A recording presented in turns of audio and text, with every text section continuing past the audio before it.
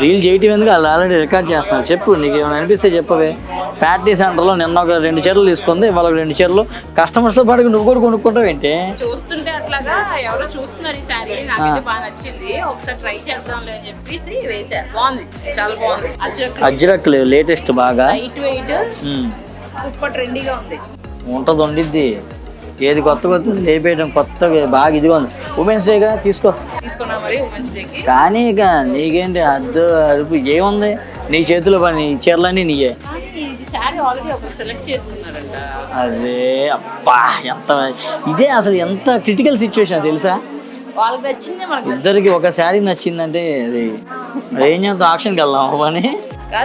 సరే వాళ్ళకి ఇచ్చి నేను తెప్పిస్తాలే. ఇది రీల్లా కనిపించట్లేదు నాకు. ఓకే, మిస్ అమ్మ మాది కాదు, మనది.